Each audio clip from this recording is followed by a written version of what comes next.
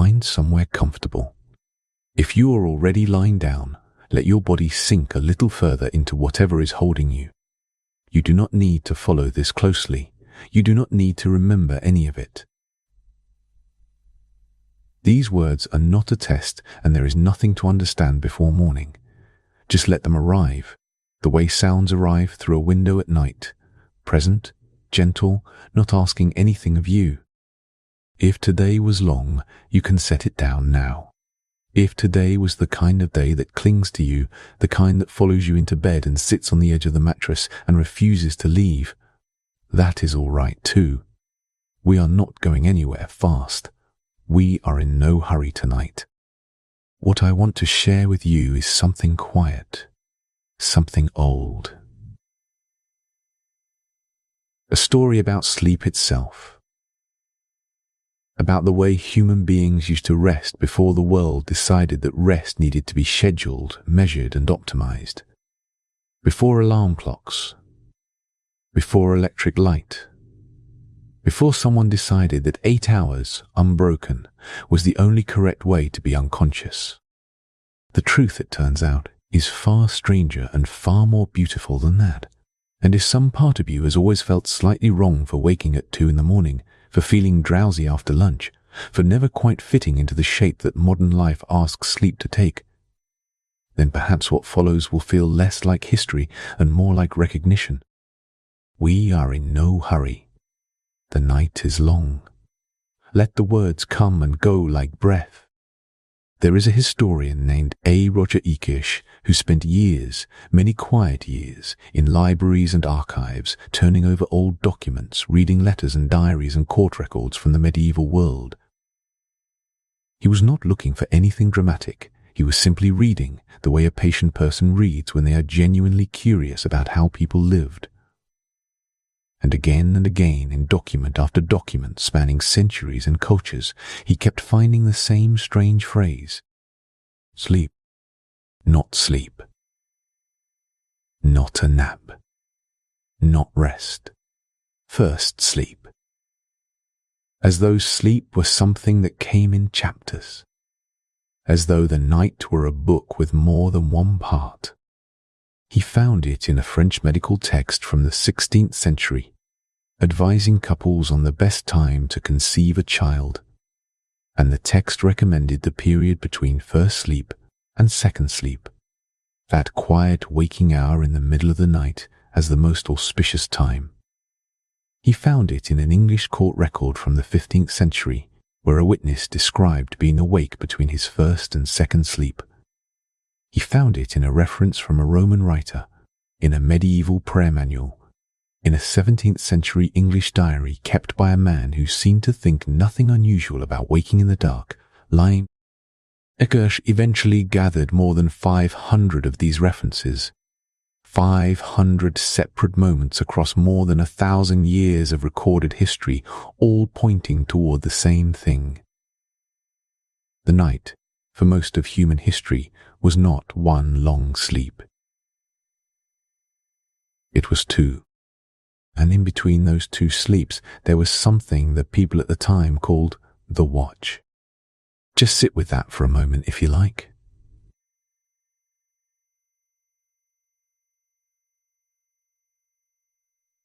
A waking hour in the middle of darkness that was so common, so expected, so ordinary that it had its own name.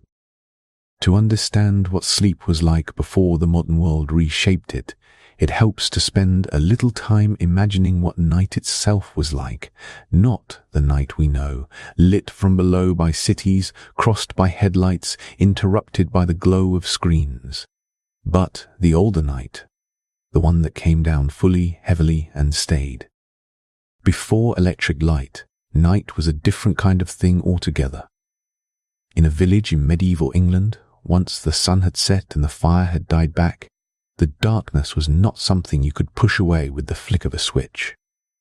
It settled over everything. It was deep and patient and complete.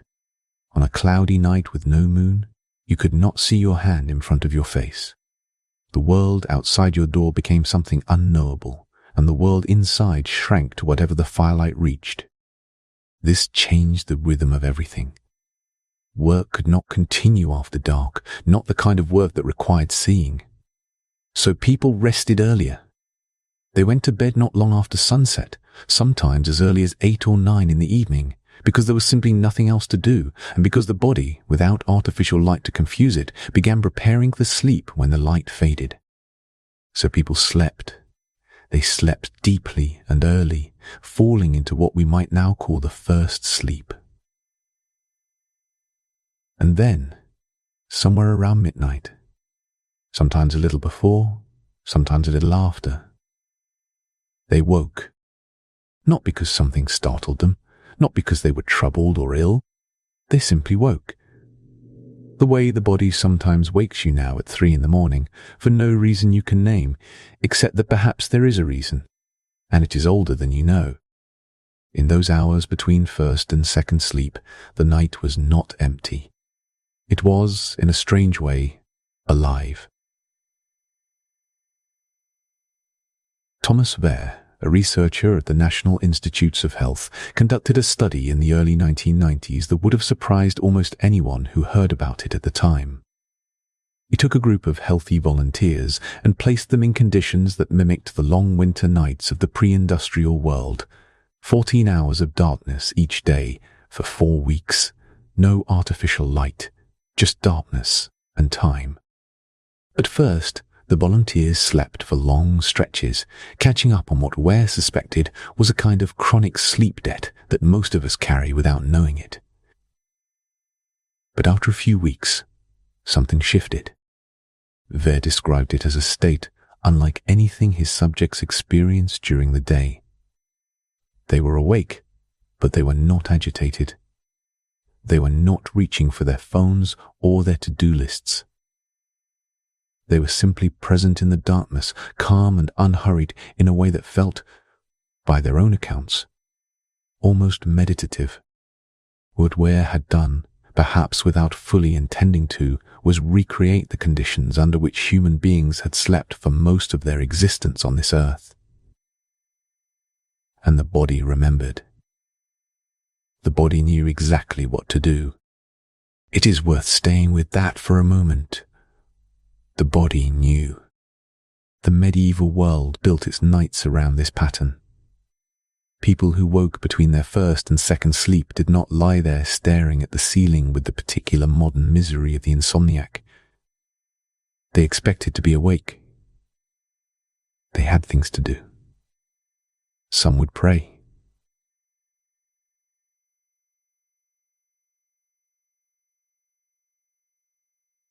It was considered a particularly receptive time for prayer, that quiet hour when the world was still and the mind was soft and open.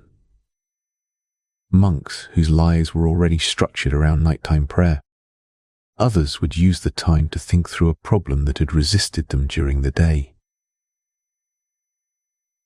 The medieval physician and writer Andrew Boord, writing in the 16th century, advised his readers that the hours between first and second sleep were the best time for study and reflection. There is something about that state, recently emerged from deep sleep, not yet fully returned to the waking world, that seems to make the mind more porous, more willing to entertain ideas it might otherwise push away. Some people talked, quietly, in the dark, with a partner or a spouse or a family member sleeping nearby. There are records of couples having their most honest and tender conversations in those middle hours when the defenses that daylight builds had softened and something more truthful could be said. And some people, it must be said, went out. They visited neighbors. They walked.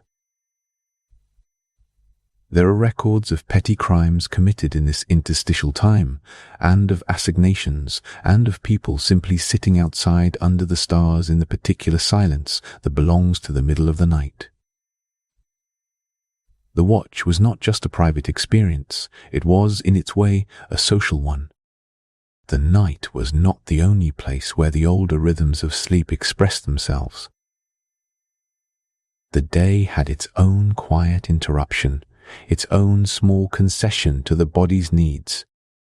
In the warmest parts of the world, In the countries that border the Mediterranean Sea and stretch across southern Europe and into Asia and Latin America, there has existed for centuries a tradition so sensible that it is almost remarkable it ever required defending. In the early afternoon, when the sun is at its highest and the heat is at its most insistent, the day pauses. Shops close. Shops close. Streets empty. People go home. They sleep. The siesta, from the Latin sexta, meaning the sixth hour, which is to say noon, the middle of the day, is one of the oldest and most geographically widespread sleep traditions in the world.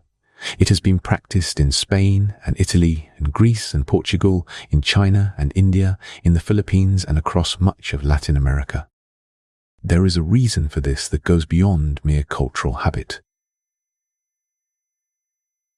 The human body has a natural dip in alertness in the early afternoon. Not because of lunch, though lunch may deepen it, but because of an internal clock that seems to be set for 2 periods of reduced wakefulness in every 24 hours, one at night and one roughly 12 hours later. This is sometimes called the post-lunch dip, though it would be more accurate to call it what it is: a biological invitation to rest. Some of the most fascinating research on the siesta comes from studies of people who live in regions where the tradition has been maintained. A long-running study in Greece found that people who napped regularly had significantly lower rates of heart disease than those who did not. The effect was particularly pronounced in working men. But the siesta is not a pill. It cannot be patented. And it requires something that modern working life is deeply reluctant to grant: time. Permission. The acknowledgement that the body is not a machine and does not operate on industrial schedules without cost. In Spain, the siesta has been quietly eroding for decades, and yet the body has not changed. The afternoon dip is still there, as reliable as ever. The invitation is still extended. Most people in the modern world simply decline it or are not given the choice. There is something quietly sad about that, if you think about it. Not in a heavy way, just in the way that you might feel a small, soft sadness when you hear about something good that has been quietly lost. The nap itself. In China, the midday rest, known as wujiao, the noon sleep, has been considered a healthy and natural practice for centuries, rooted in traditional Chinese medicine's understanding of the body's daily rhythms. Many workplaces in China have historically included a rest period after lunch, and some still do. In the ancient world, the Greeks and Romans both acknowledged the midday rest. The afternoon quiet is also the hour when some of history's most productive minds did their best dreaming. Not the dreams of nighttime sleep exactly, but the half-dreaming of the drowsy mind that hovers between waking and sleep, what psychologists call the hypnagogic state.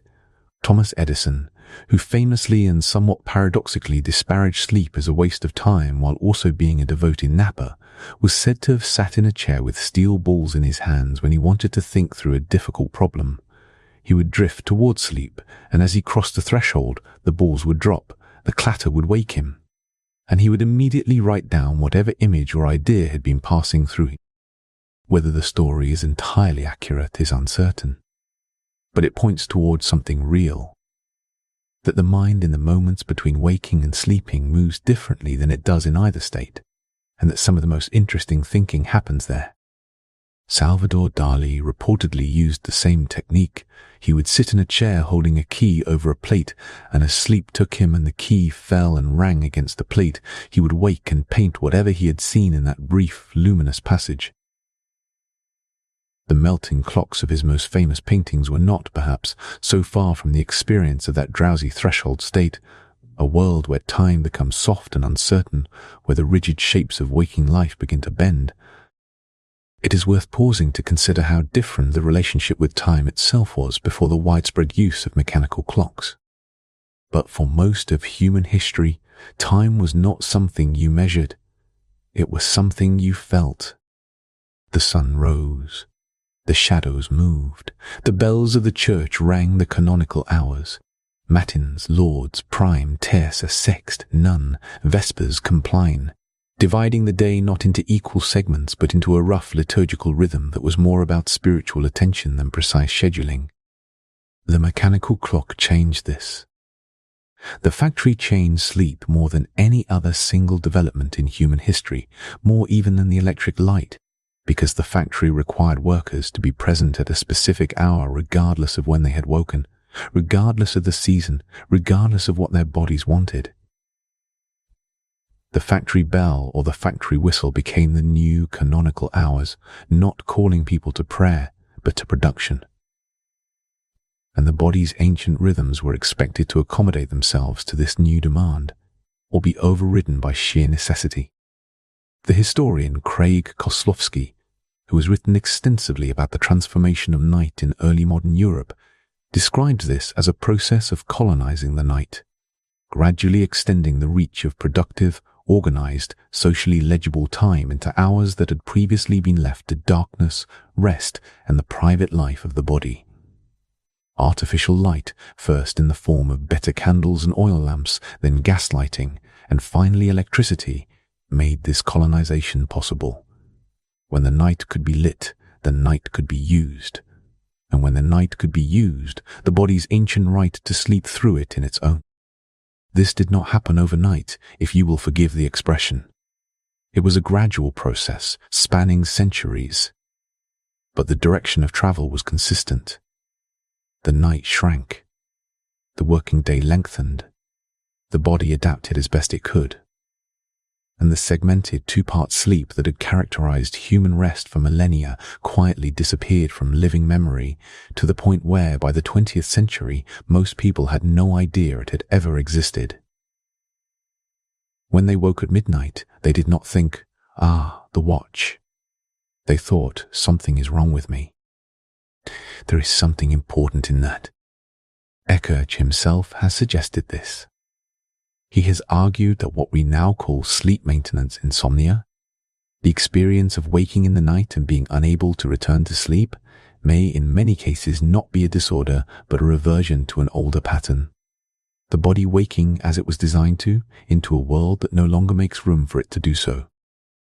That is not to say that all sleeplessness is benign. Some insomnia is genuinely distressing and deserves care and attention. But it is worth holding the possibility, gently, that the body waking at 2 a.m. is not always broken. Sometimes it might simply be ancient.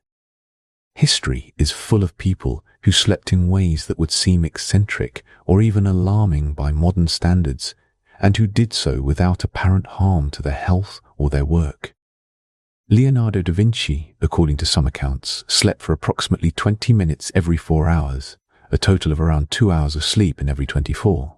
Whether this is entirely accurate is difficult to say with certainty. The historical record is incomplete, and some scholars are skeptical of the more extreme versions of the claim.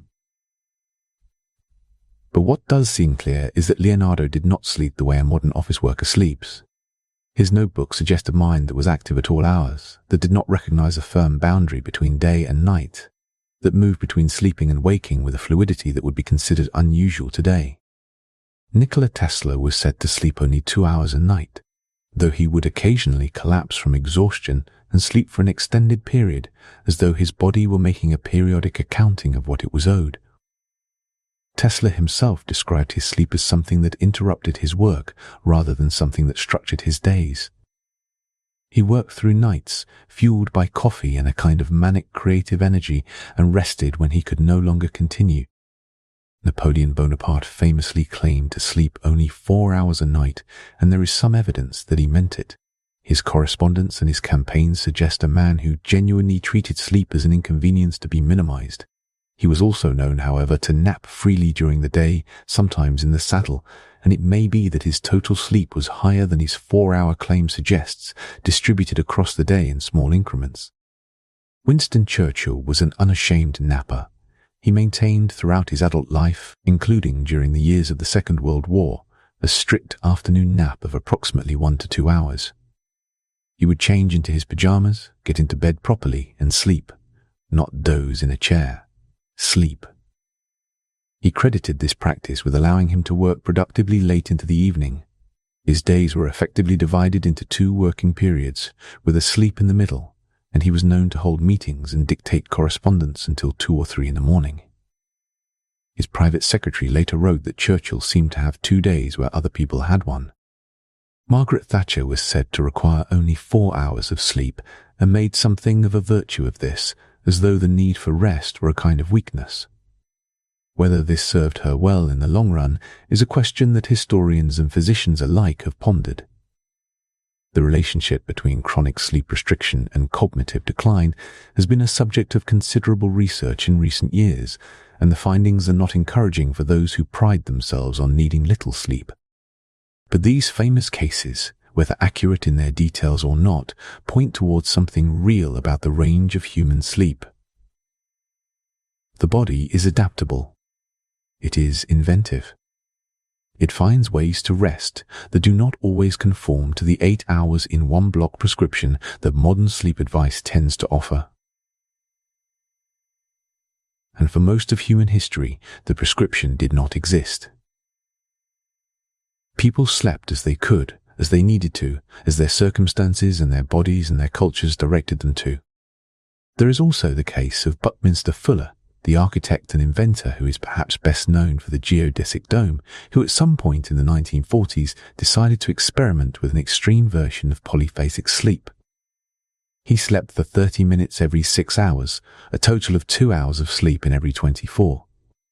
He maintained this schedule for approximately 2 years, by his own account, and reported that he felt well and worked productively throughout. The experiment ended not because of any physical or cognitive decline, but because, as a brief note in Time magazine put it in 1943, his schedule conflicted with that of his business associates, who insisted on sleeping. That small phrase is worth sitting with. Who insisted on sleeping like other men? As though normal sleep were a social agreement as much as a biological necessity. As though the way you sleep is, in part, a function of what the people around you expect. Which is, of course, exactly right. Sleep is profoundly social. The times we sleep, the ways we sleep, the value we place on sleep, all of these are shaped by culture as much as by biology. And the culture of sleep, in the modern industrialized world, has been shaped primarily by the demands of productivity. By the factory bell, by the alarm clock, by the alarm clock, by the meeting that starts at 9. If you step back far enough from the human story, the picture becomes even more interesting.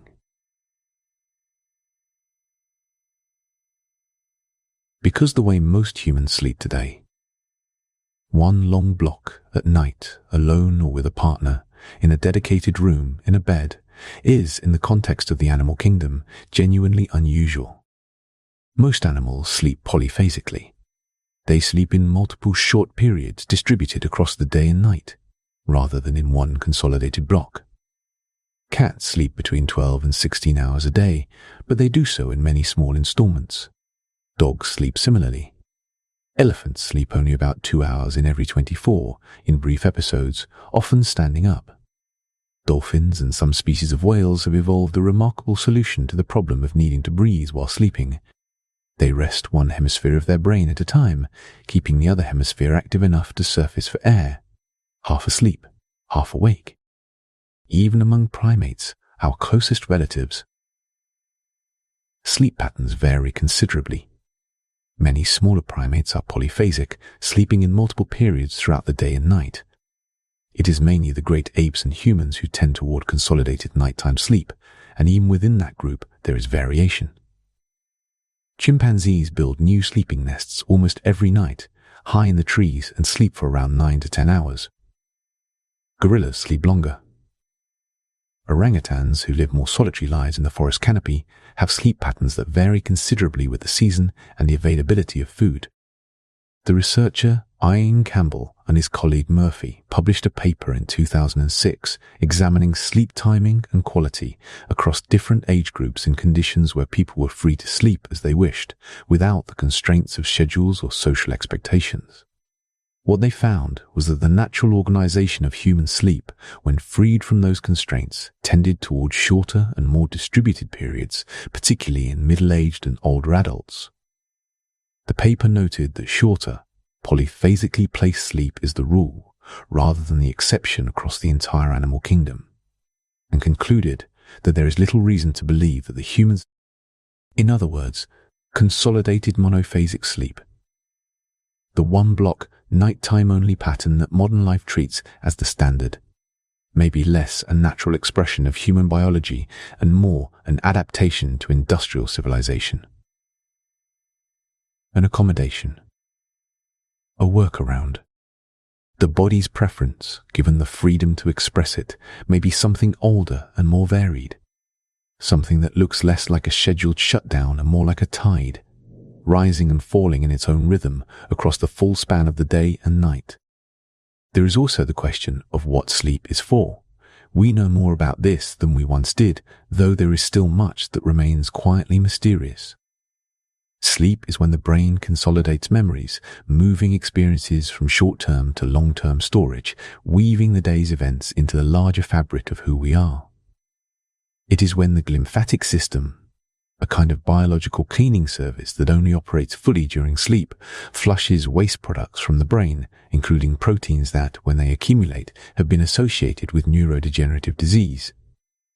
It is when growth hormone is released, when the immune system does some of its most important work. All of this happens during sleep regardless of when or how that sleep occurs. The body does not require that it happen between 10 at night and 6 in the morning. It requires only that it happen.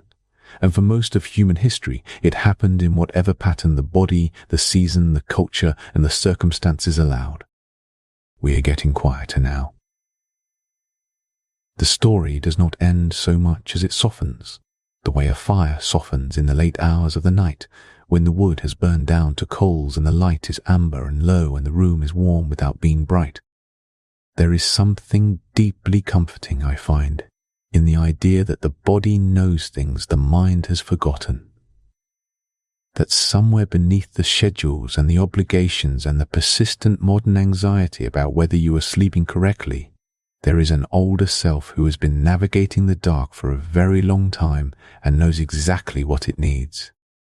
The researchers who have studied pre-industrial sleep patterns, Ekirch with his 500 documents, Ver with his 14-hour nights, the scientists who have watched what happens when the body is freed from the demands of the clock, all seem to arrive at the same place, which is not a conclusion exactly, but a kind of opening. An acknowledgement that the way we sleep now is not the only way there is. That the way we sleep now is not the only way there is.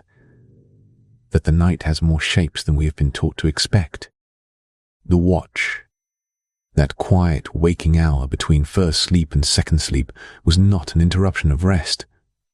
It was part of rest. Perhaps when you wake tonight, at whatever hour the dark offers you, you might hold that possibility for a moment. Not the anxious thought of the insomniac. Why am I awake? What is wrong with me? How many hours do I have left? But something softer. Something older. The quiet recognition that the body waking in the night is not always failing. Sometimes it is simply doing what bodies have always done, moving through the darkness in its own ancient way, unhurried and unafraid. The siesta, too, carries something worth holding. The idea that the day does not have to be one long, unbroken push toward productivity.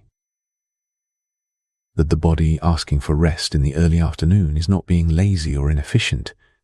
It is being honest. It is reading from an instruction set that is far older than the industrial workday. The cultures that built rest into the structure of the afternoon were not less productive because of it, and there is growing evidence that they may have been more resilient, more healthy, more genuinely present in their waking hours. The electric light changed everything, and it changed it so completely and so quickly. In historical terms, the spread of electric lighting from the 1880s onward was almost instantaneous. That the body did not have time to adapt. It simply accommodated. It overrode its own preferences with the help of caffeine and alarm clocks and the social pressure of schedules, and it kept going. And it kept going. And it keeps going. And it is remarkably good at keeping going. But the preferences are still there. Underneath. Patient and unhurried, the way old things tend to be. Thomas Bear's volunteers, lying in their 14 hours of winter darkness, did not have to be taught to return to the old pattern. They did not read about it or decide to try it. It simply emerged, the way something emerges when the conditions that were suppressing it are removed. There is something in that which feels, in the late hours of the night, less like a scientific finding and more like a kind of reassurance. The body knows. It has always known. Even now, even in the middle of all this modernity, it is carrying the memory of every night that came before this one, every fire that burned low, every village that went quiet, every person who woke in the ancient dark and lay still and breathed and eventually drifted back into the second sleep. You are part of that long, unbroken line. Every night you lie down, you are joining something that stretches back further than you can imagine. Every time your body softens toward sleep, it is doing something it has done 10,000 times before. Not just in your own life, but in the lives of every person who carried the particular arrangement of biology that eventually became you. That is a quiet thing to carry into sleep. Not heavy. Soft. Like knowing that the ground beneath you has been here a very long time and will be here long after morning. The segmented sleepers of the medieval world, waking in the dark between their first and second sleep, were not suffering. They were not disordered. They were simply present in the night in a way that we have largely forgotten how to be. They were awake in the dark without needing the dark to end. They sat with the stillness and found it, by most accounts, not frightening but peaceful. The prolactin in their blood told them everything was well. The darkness told them there was nothing to do. And so they rested in their waking, and then they slept again. And the night held them until morning. The napper in the afternoon shade, the sailor on the long solo crossing who slept in 6 brief installments across the day and night, the monk rising for matins in the cold of the pre-dawn hours, the woman in the Spanish village pulling her shutters closed while the sun is high. All of them were, in their different ways, in conversation with the same body. The same ancient, patient, deeply knowing body that you inhabit right now. It does not need to be optimized. It does not need a sleep score or a tracking device or a strict regimen. It needs what it has always needed, darkness and time and the permission to follow its own slow rhythms without being told it is doing it wrong. You have been awake long enough today. Whatever thoughts are still moving through your mind, they can wait. Whatever the day asked of you, you gave what you could, and that is enough. The night is doing what the night does, patient and vast and unhurried, and somewhere in its depth is a rest that belongs to you. The second sleep, for those old segmented sleepers, was said to be particularly deep and particularly sweet. As though the brief waking in the middle of the night had refreshed something, had cleared a space, had allowed the body to settle more fully into its rest. As though the interruption was not a disruption, but a deepening. Perhaps your own night will be like that. Perhaps whatever waking comes will be gentle, and whatever sleep follows will be deep. The history of sleep is, in the end, a history of the body trusting itself, of human beings across thousands of years and hundreds of cultures finding their own ways to rest in the dark. Some slept in 2 parts. Some slept in many small pieces. Some napped in the afternoon heat and worked by lamplight in the cool of the evening. Some woke to pray or to think or simply to lie quietly in the dark and feel the sleep quietly in the dark and feel the slow breath of the sleeping world around them. All of them, eventually, slept. All of them were carried through the darkness to another morning. And you will be too. Somewhere behind you, the day is already growing distant. The things that felt urgent this morning have softened at the edges. The night has been here a long time, and it knows how to hold you. You do not need to sleep correctly. You do not need to perform rest. You only need to let go of the day's last grip and allow whatever comes. The old sleepers knew this. In their segmented nights, in their afternoon quiet, in their patient waking in the dark, they knew that rest is not something you achieve. It is something you receive. Drift now, if you are ready. Sleep well. There is another dimension to the history of sleep that we have not yet touched, and it is perhaps the most quietly astonishing of all. Because for most of human history, the night was not only a time for the body to rest, it was a time for the mind to speak. And what the mind said in sleep, the images it generated, the stories it told, the visitations it offered, was considered, by cultures across every inhabited continent, to be among the most important information available to a human being. We have, in the modern world, largely demoted dreams. We treat them as noise, as the brain processing the day's data, generating random imagery that occasionally coheres into something that feels meaningful, but probably is not. But this is not the only scientific view, and it is certainly not the only human view. And in the quiet of the night, with the day's certainties softened, it is worth spending some time with the older understanding. The ancient Egyptians built entire temples for the purpose of dreaming. They were called dream incubation temples, and the practice of sleeping within them in the hope of receiving a significant dream was called incubation, from the Latin incubare, to lie upon. A person who was ill or facing a difficult decision or seeking guidance from the divine would travel to one of these temples from Thoth through fasting and ritual bathing, and then lie down to sleep in the sacred space. The practice was not unique to Egypt. The Greeks had their own dream incubation temples, dedicated to Asclepius, the god of medicine. The most famous was at Epidaurus, in the northeastern Peloponnese, where the sick would come from across the ancient world seeking healing dreams. They would sleep in a long hall called the Enkoimeterion, the sleeping place, and wait for a dream in which Asclepius himself might appear and prescribe a cure or perform a healing directly. There are inscriptions at Epidaurus recording some of the dreams that visitors received there. A man named Nicanor, who had been lame, dreamed that a child took his crutch from him and walked away with it, and he woke able to walk. A woman named Ambrosia, who was blind in one eye, dreamed that the god cut open her eye and poured in a medicine, and when she woke her sight was restored. Whether these cures were literal or metaphorical, whether something in the ritual itself, the Romans, too, took dreams seriously. Cicero wrote a treatise on divination that included a substantial discussion of dreams. Julius Caesar's wife Calpurnia dreamed of his assassination the night before the Ides of March and begged him not to go to the Senate. He went anyway, as history records. Whether the dream was truly prophetic or simply a reflection of the general anxiety that must have pervaded Roman political life at that moment is a question that has occupied historians ever since. But the fact that Calpurnia told Caesar about it and that Caesar took it seriously enough to consider staying home tells us something about how dreams were regarded.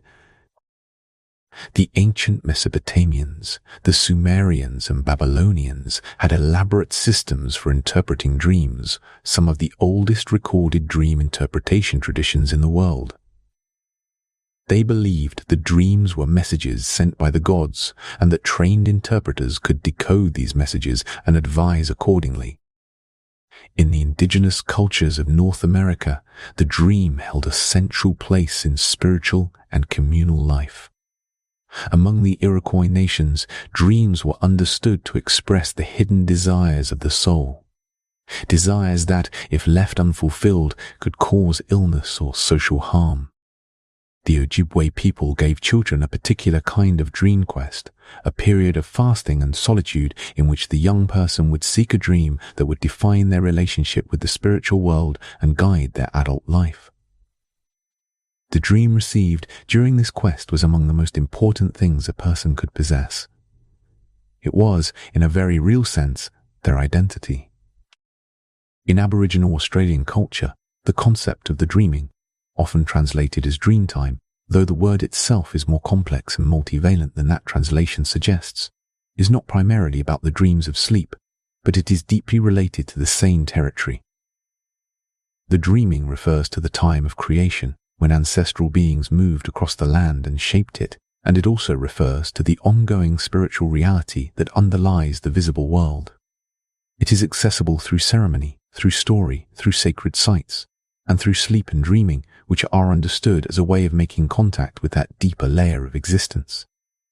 To dream in the Islamic tradition, the dream holds a significant place. The Prophet Muhammad is recorded as having received revelations and guidance through dreams, and the Hadith literature includes extensive discussion of dream interpretation. Dreams are divided into three types: those that are true visions from God, those that come from the self, and those that come from the devil. In the Jewish tradition, the Talmud contains extensive discussion of dreams and their interpretation. Rabbi Hizda, writing in the 3rd century CE, said that a dream which is not interpreted is like a letter which is not read. The implication is that the dream contains a message that deserves attention. The Talmud also notes that a dream follows the mouth, meaning that the interpretation given to a dream shapes its meaning and its effect. The dream is not fixed, it is responsive. It participates in the conversation between the dreamer and the interpreter. All of these traditions, separated by geography, by language, by theology, by centuries, share a common assumption that is almost entirely absent from the modern Western relationship with dreams. The assumption that the dreaming mind has access to something that the waking mind does not. That, in sleep, some barrier thins. That the images which come in the night are not random noise but something worth attending to. We do not need to decide whether this is literally true. We do not need to resolve the question of whether dreams are divine messages or neural processing or something in between. What is interesting is simply the fact that for most of human history, across most cultures, the answer was not the modern one. The answer was not, dreams are probably just your brain clearing its cache. Carl Jung, the Swiss psychiatrist who spent much of his professional life thinking about exactly this question, came to a position that was neither the ancient religious one nor the dismissive modern one. He believed that dreams were the spontaneous expression of the unconscious mind, not random, not divine in the theological sense, but deeply purposeful. He believed that the unconscious was wiser than the conscious mind in certain respects, that it could perceive patterns and possibilities that the waking mind was too busy or too defended to notice. And he believed that the images of dreams, the symbols, the figures, the landscape. Jung kept a detailed dream journal for much of his life. His Red Book, which was not published until 2009, nearly 50 years after his death, is a record of his own dreams and visions, illustrated in his own hand with extraordinary images that look, to the modern eye, somewhere between a medieval illuminated manuscript and a work of visionary art. Whatever one thinks of his theories, the Red Book is a remarkable document of what happens when a person decides to take their own night seriously. Sigmund Freud, Jung's earlier mentor and later adversary, had his own relationship with dreams. His 1900 work, The Interpretation of Dreams, which he considered his most important work and which he revised and republished many times during his lifetime, argued that dreams were the royal road to the unconscious, a way of accessing the repressed wishes and conflicts that shaped conscious behavior. Freud's model was quite different from Jung's, and the differences between them eventually contributed to their famous and painful rupture. But both men agreed on one fundamental point: that dreams were not to be dismissed. Modern neuroscience has found its own ways to honor this insight, even without adopting the frameworks of Freud or Jung. The research on memory consolidation during sleep has shown that the brain does not simply replay the day's experiences during REM sleep. It combines them with older memories, finds connections and patterns, and produces something new. Matthew Walker, a neuroscientist at the University of California, Berkeley, who has written extensively about sleep science, describes REM sleep as a form of overnight therapy, a process by which the emotional charge of difficult experiences is processed and reduced so that the memory of a painful event can eventually be accessed. Walker describes a study in which people were asked to identify relationships between a set of numbers, a kind of hidden logical pattern that was not obvious from the data. People who slept between the first and second testing session were almost 3 times more likely to discover the hidden pattern than those who remained awake. The sleeping brain had found something the waking brain had missed. It had, in the night, done something that looked very much like insight. There is a study from the University of Lübeck, published in the journal Nature in 2004, that showed something similar. Participants were given a mathematical task that had a hidden shortcut, a much faster way to reach the solution that was not obvious from the instructions. After a period of sleep, 60% of participants discovered the shortcut. After an equivalent period of wakefulness, only 23% did. The sleeping brain was more than twice as likely to find the elegant solution. The night had been working on the problem in ways the day could not. This is, of course, what the ancient dreamers believed, that the night was a different kind of thinking, that the sleeping mind moved differently, saw differently, reached further. They expressed this in the language of gods and visions and sacred temples. We express it now in the language of memory consolidation and neural connectivity and REM-associated insight. The language has changed. The observation underneath it has not. Sleep is not only a matter of when and how. It is also, in ways that are easy to overlook, a matter of where. The modern assumption is that sleep happens in a bed, in a room designated for the purpose, in private. This is so deeply ingrained that it is easy to forget it is an assumption at all. But across the world and across history, the where of sleep has been extraordinarily varied, and some of those variations carry a quiet wisdom that the private bedroom, for all its comfort, cannot quite replicate. In many traditional cultures, sleep was communal. Families slept together, not just parents and young children, but extended families, sometimes multiple generations, sometimes guests and servants, all in the same space. In Japan, the traditional sleeping arrangement was for the entire family to sleep on futons spread across the floor of the main room, close together for warmth and comfort. The word for this arrangement, kawayuka, or sometimes described as the river arrangement, placed the youngest child between the parents, with older children and grandparents nearby. Anthropologists who have studied co-sleeping in traditional cultures have noted that it appears to affect sleep architecture, the way sleep is organized across the night. People who sleep in close proximity to others tend to sleep more lightly and wake more frequently than those who sleep alone. This might sound like a disadvantage, but it may not be. Some researchers have suggested that the deeper, more consolidated sleep of the solitary sleeper is itself a product of the modern private bedroom, and that it may not be the most biologically natural form of rest. The lighter, more interrupted sleep of the communal sleeper may be close. James McKenna, an anthropologist at the University of Notre Dame who has spent decades studying mother-infant co-sleeping, has argued that the biological norm for human infants is to sleep in close contact with a caregiver, that the infant's sleep architecture, breathing patterns, and arousal responses are all calibrated to the presence of another body nearby.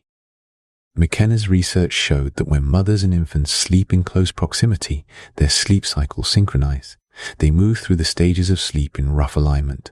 The mother's presence, her breathing, her warmth, the subtle sound she makes appears to regulate the infant's own sleep and arousal. This synchronization of sleep between individuals in close proximity is not limited to mothers and infants. Studies of couples who sleep together have found that their sleep cycles also show a degree of synchronization, though less pronounced than the mother-infant pair. In many indigenous cultures around the world, sleeping outside, or in structures that were open to the outside, was common and unremarkable. Jerome Siegel, a sleep researcher at UCLA who spent time studying the Hadza alongside two other pre-industrial groups, the San of Namibia and the Tsimane of Bolivia, found that all three groups showed a similar pattern. Siegel's findings caused some controversy when they were published. They seemed to challenge the idea that modern people are sleeping less than their ancestors, and by extension the idea that sleep deprivation is a uniquely modern epidemic. But Siegel was careful to note that his findings did not mean sleep did not matter, or that people could thrive on 6 hours. What they suggested was that the relationship between sleep and health is more complex than a simple accounting of hours, and that the quality of sleep, its alignment with natural light cycles, its freedom from artificial disruption, the social context in which it occurs, may matter as much as its quantity. The where of sleep also encompasses the question of the sleeping surface itself. The bed as we know it, raised from the floor, supported by a frame, covered in mattress and linens, is a relatively recent and specifically Western invention. For most of human history, and in many parts of the world today, people slept on the ground, or on thin mats laid on the floor, or on raised platforms without the thick cushioning that a modern mattress provides. Some researchers have suggested that sleeping close to the ground or on firmer surfaces may affect the body's posture during sleep and the ease with which it moves between sleep stages. The hammock is another sleeping surface with a long history and a particular quality. Widely used across Central and South America, the Caribbean, and parts of Southeast Asia, the hammock suspends the sleeper between 2 points, cradling the body in a gentle curve and subjecting it to a slow, subtle rocking motion. This motion, it turns out, is not merely comfortable. It is biologically significant. A study published in the journal Current Biology in 2011 found that rocking, even very gentle rocking, at a rate of about 1 oscillation every 4 seconds, significantly accelerated the onset of sleep and increase the proportion of time spent in the deeper stages of sleep. The mechanism seems to involve the vestibular system, the part of the inner ear that detects motion and helps maintain balance. Gentle rocking appears to synchronize neural oscillations in the brain, nudging it toward the slow, deep rhythms of sleep more efficiently than a stationary surface can. The hammock, in other words, is not just a comfortable place to lie. It is a sleep technology, a very old, very simple, very effective sleep technology that requires no electricity and no subscription. There is something gently amusing about the fact that this finding, rocking helps you sleep, is something that every parent who has ever walked a crying infant at 3 in the morning already knew intuitively. The body knows. The body has always known. The geography of sleep also includes the question of light and darkness. We have already touched on the way artificial light has disrupted the body's natural sleep timing. But it is worth spending a moment on the particular quality of darkness that our ancestors slept in and what it meant for their experience of the night. Before gas lighting, before electric lighting, the darkness of the night was not a mild dimness. It was complete. On a new moon night, far from any fire, the darkness was absolute. The kind of darkness that modern people rarely experience, that feels almost tangible, that the eyes strain against without result. This darkness was not comfortable for everyone. Fear of the dark is ancient and probably adaptive. The night was genuinely more dangerous in the world before walls and locks, when predators moved in the dark and strangers on the road were a real threat. But the darkness also had qualities that we have largely lost. It was restful in a way that is hard to describe without having experienced it. The eye, deprived of anything to process, eventually releases its effort. The visual cortex quiets. Something in the nervous system settles that cannot settle as long as there is light to attend to. The deep darkness of the pre-industrial night was, in this sense, not just the absence of light, but the presence of something, a quality of rest for the visual system that may have contributed to the depth and character of the sleep that followed. Paul Bogard, in his book The End of Night, writes about traveling to places where genuine darkness still exists, remote deserts, mountain wilderness areas, unpolluted ocean, and describes the experience of lying under a truly dark sky as something that changes the body's relationship with the night. The sense of scale that a dark sky produces, the awareness of the stars as a continuous field rather than a few bright points against urban haze, seems to produce something in the nervous system that is not quite like anything else. A sense of smallness that is not frightening but calming, a perspective that the illuminated world cannot offer. We sleep better in darkness. This is well established. The light-sensitive cells in the retina that signal to the brain's internal clock are sensitive even to light we do not consciously notice. The faint glow of a standby indicator, the light creeping under a door, the blue cast of a phone screen glimpsed before bed. All of these send signals that delay and disrupt the sleep that the body is trying to begin. The stories we have been moving through tonight, the segmented sleepers, the siesta cultures, the dream temples, the hammock sleepers under open skies, the Hadza falling asleep as the temperature drops after midnight, all of them are pointing toward the same quiet truth. The anxiety that many people carry about their sleep, the fear of not sleeping enough, or not sleeping correctly, or waking at the wrong time, or sleeping in the wrong pattern, is itself a product of the modern world. It is a relatively recent invention.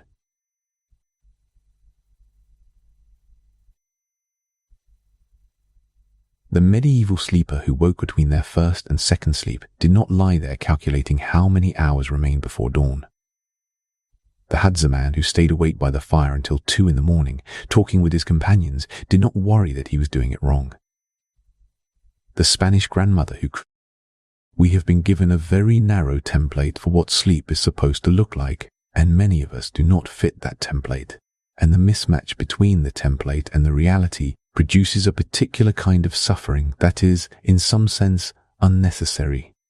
Not all of it, not the suffering of genuine insomnia, which is real and deserves care, but some of it.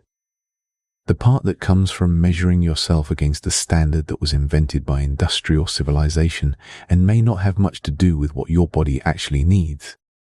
If you are lying here now, having woken at some hour that felt wrong, or having found sleep difficult to reach, or having drifted in and out through the evening, perhaps you can hold that history around you for a moment.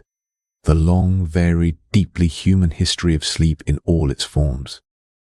The night is patient. It has been patient for a very long time. It will hold you in whatever shape your sleep takes tonight. If you drift now, that is good. If you remain gently awake for a little longer, that is all right too. The darkness around you is the same darkness that has held every sleeping person who ever lived. It knows what it is doing. There is a particular quality to the small hours, the hours between 2 and 4, when the night is at its deepest and the world outside is as quiet as it will ever be. If you find yourself in those hours tonight, you might let them be what they are. Not an interruption, not a failure.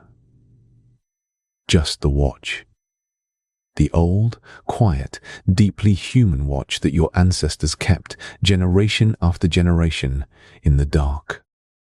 The second sleep, when it comes, will carry you through to morning. And morning will come in its own time, unhurried and inevitable, the way it always has. Somewhere behind you the day is already growing distant. The things that felt urgent this morning have softened at the edges. The night has been here a long time, and it knows how to hold you. You do not need to sleep correctly. You do not need to perform rest. You only need to let go of the day's last grip and allow whatever comes. The old sleepers knew this. In their segmented nights, in their afternoon quiet, in their patient waking in the dark, they knew that rest is not something you achieve. It is something you receive. Drift now, if you are ready. Weave. Sleep well. There is one more place the night wants to take us, if you are still here. One more quiet room to pass through before the words finally fade. We have talked about when people slept, and where, and in what patterns. But we have not spent much time with what actually happens inside the sleeping body, not in the clinical, procedural way that a medical textbook might describe it, but in the slower, more wondering way that seems right for this hour. When you close your eyes and the day releases you, your brain does not go quiet. It does something far more interesting. It reorganizes itself. It begins a slow, cycling journey through different states of consciousness, each one with its own character, its own purpose, its own particular relationship to the self that will wake in the morning. The first of these states arrives quickly. Within minutes of falling asleep, the brain begins to descend through what sleep scientists call the stages of non-REM sleep. The first stage is the threshold. That drifting, half-in, half-out place where the hypnagogic images appear, where the body sometimes jerks awake with the sensation of falling, where the distinction between thought and dream begins to blur. This is the place that Edison and Dali try to catch, hovering at the edge of it with their steel balls and their keys, hoping to bring something back from that liminal country before sleep carried it away. The second stage is a deepening. The brain begins to produce what researchers call sleep spindles. Brief bursts of neural activity, lasting less than 2 seconds, that appear on an electroencephalogram as sharp, regular peaks. These spindles are associated with the consolidation of memory, with the process by which the experiences of the day are evaluated and sorted and either retained or released. They are also associated with the sleeper's ability to stay asleep, to remain unconscious despite the sounds and sensations that the world continues to offer. The more sleep spindles a person produces, the more resilient their sleep tends to be. The third and fourth stages, now often grouped together as slow-wave sleep or deep sleep, are the most physically restorative. In these stages, the brain produces long, slow oscillations called delta waves, and the body enters a state of profound physical relaxation. Heart rate and breathing slow. Blood pressure drops. Growth hormone is released. Most of the growth hormone that the body produces in a day is released during slow-wave sleep, which is why sleep is so important for children and adolescents, and why athletes who are training hard need more of it than sedentary people. There is something beautiful about the glymphatic system, and it is worth pausing on it for a moment. The brain, unlike most other organs, does not have a lymphatic system to carry away waste products. For a long time, scientists were puzzled by how the brain managed its own cleaning. The answer, discovered relatively recently by Macon Nedegard and her colleagues at the University of Rochester, is that the brain cleans itself during sleep using cerebrospinal fluid, the clear liquid that surrounds and cushions the brain and spinal cord. During slow-wave sleep, the cells of the brain shrink slightly, creating channels through which cerebrospinal fluid. Among the waste products cleared by this process are the amyloid beta proteins that, when they accumulate in excess, form the plaques associated with Alzheimer's disease. This is not meant to alarm you, here in the quiet of the night. It is meant, if anything, to do the opposite, to offer a gentle reminder that the sleep you are already reaching toward is doing something important, something generous, something that your future self will benefit from in ways that are invisible now but real. After the deep, slow-wave sleep of the early night, the brain does something that remains, even after decades of research, one of the most mysterious and fascinating things it does. It wakes up. Not completely, the sleeper does not open their eyes or return to full consciousness. But the brain becomes more active, more complex in its electrical patterns, more similar to its waking state than to the deep sleep that preceded it. The eyes begin to move rapidly beneath closed lids. The muscles of the body, paradoxically, become almost completely paralyzed. The brainstem sends a REM sleep.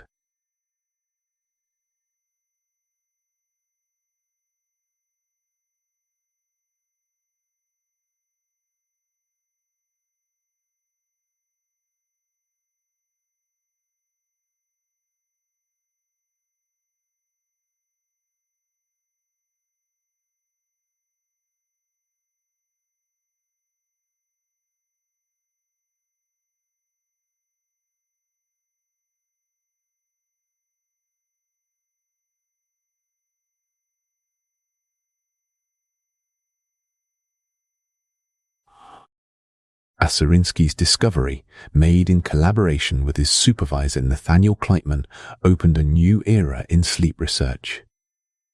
Before 1953, scientists had relatively little insight into what was happening in the sleeping brain.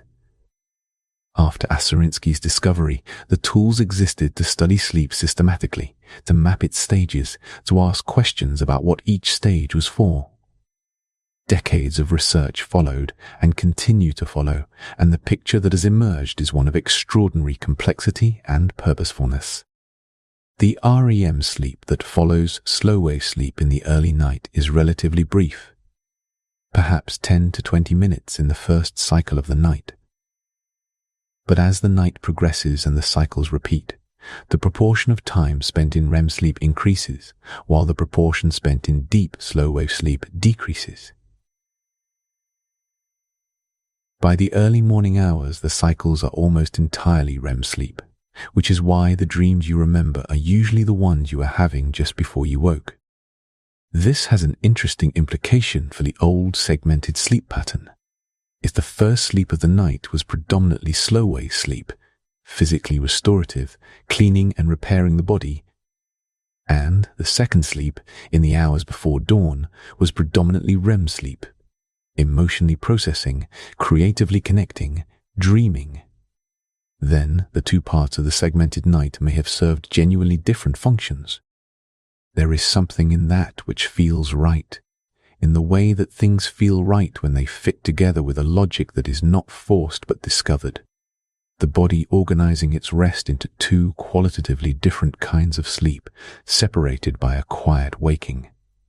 The mind and the body each getting what they need, in the order they need it, in the order they need it. Not because anyone designed it that way, but because that is what the long, slow process of biological evolution arrived at over hundreds of thousands of years of human beings sleeping in the dark. The dreams of the REM state are not the only dreams of the night. Dreaming can occur in other sleep stages too, though the dreams of non-REM sleep tend to be less vivid, less narrative, less emotionally charged, more like thoughts than stories. The full, cinematic, emotionally intense dreams that people typically mean when they say they dreamed are the product of REM sleep, with its activated brain and its paralyzed body, and its paralyzed as the product of REM sleep, with its activated brain and its paralyzed body and its repti foul.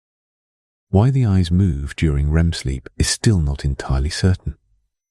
One theory suggests that the eyes are tracking the visual imagery of the dream, moving to follow the action of the dream scene, the way waking eyes would follow a moving object. Another theory suggests that the eye movements are a byproduct of the brain processes that generate the dream imagery, rather than a response to it. The question remains open, which is itself a reminder that for all the extraordinary advances in sleep science over the past 70 years, the dreaming mind still holds its mysteries. What we do know is that the emotional content of dreams is not random. People tend to dream about things that matter to them, about relationships, about fears and hopes, about unresolved conflicts and anticipated challenges. Matthew Walker has described a study in which people were shown a series of emotionally charged images designed to produce a strong emotional response.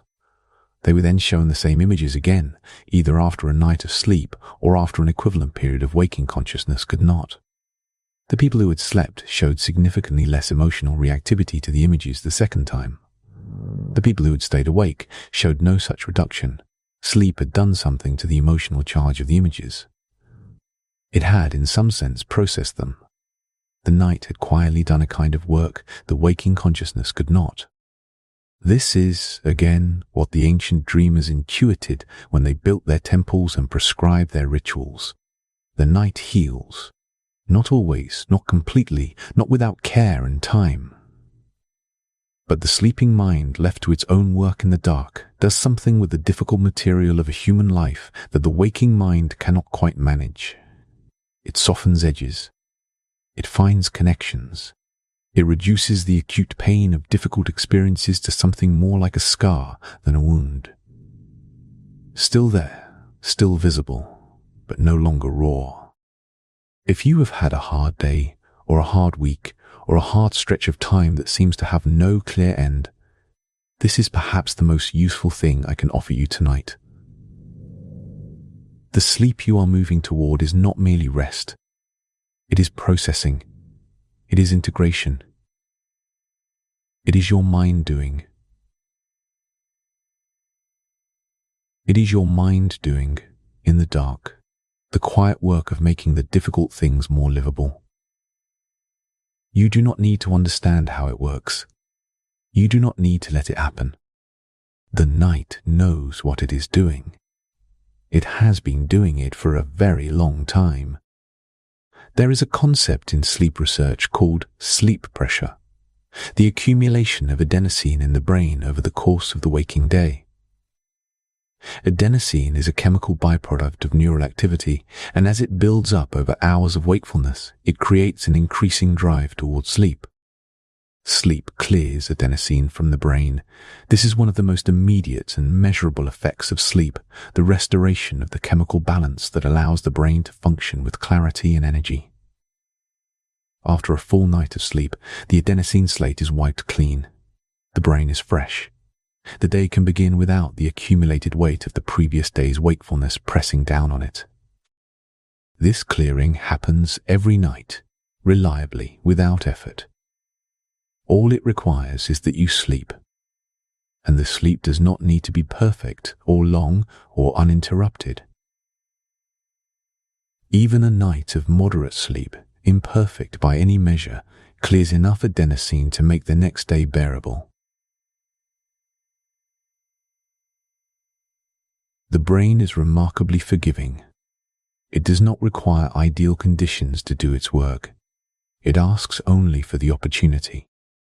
So whatever sleep comes to you tonight, whether it is long and deep and uninterrupted, or whether it is the older, more fragmented kind, with its quiet wakings and its drifting returns, it will do what it does.